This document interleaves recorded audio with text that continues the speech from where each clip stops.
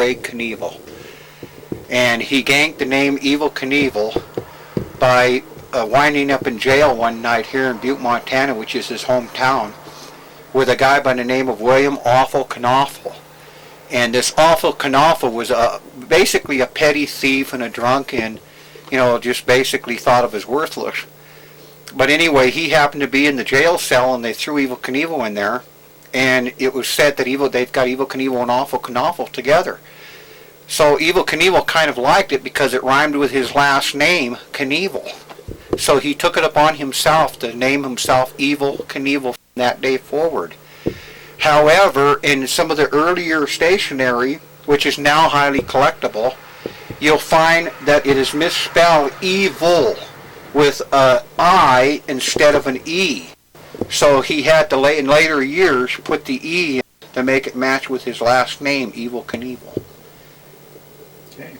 He has 4 children. He's got 2 daughters, 2 sons.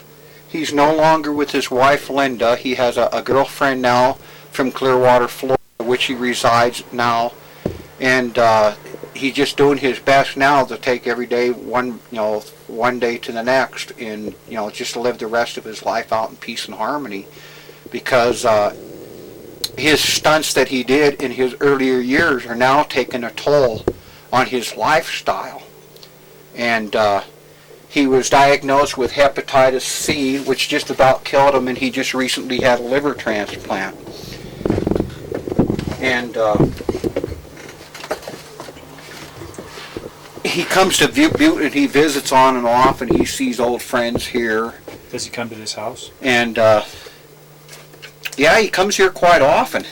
Actually, just about every time he's in Butte. And I showed you a poster earlier here, being this one right here. He's so much like this poster that he had it just about everywhere. And this photograph right here is in the back room that is on the back of that Mack truck, and this is his dressing room, and you'll see up here in the corner the same photograph.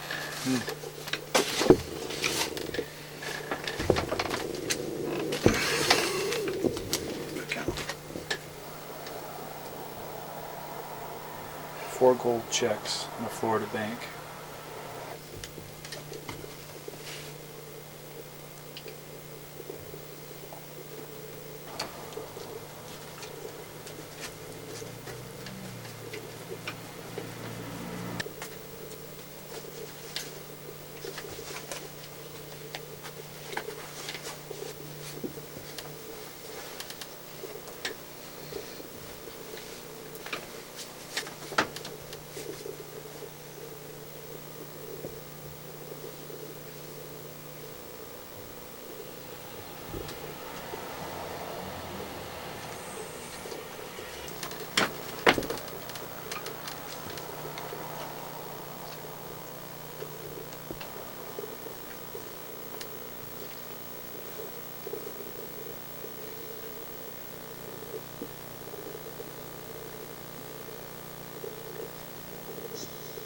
Gold checks all about.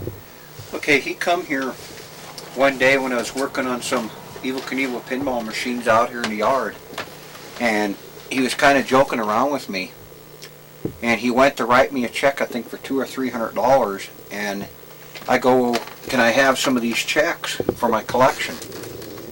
So he give me these, and the ones here are from the Butte, Montana account, and they bear his logo, Evel Knievel Enterprises, from here, Butte, Montana.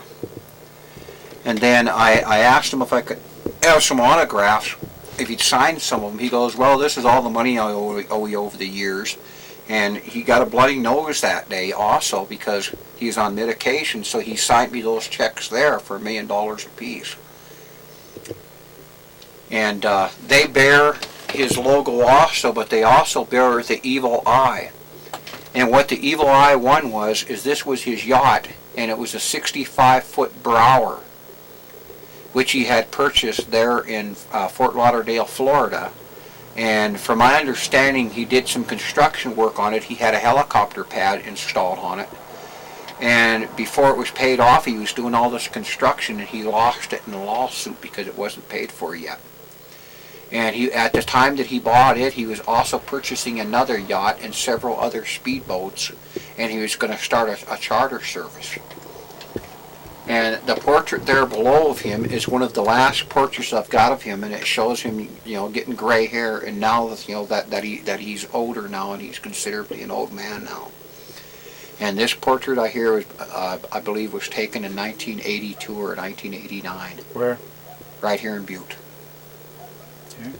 And then the other photograph there is Robbie Knievel, April 14th, 1982, at the end of the ramp there at Cedars Palace, when Robbie made the jump there at Cedars Palace. And what Robbie is trying to do is he's trying to go behind his father and do every jump that his father did over successfully. And it is my understanding that sometime this year, hopefully Labor Day, he's going to attempt to jump either the Snake River or Grand Canyon.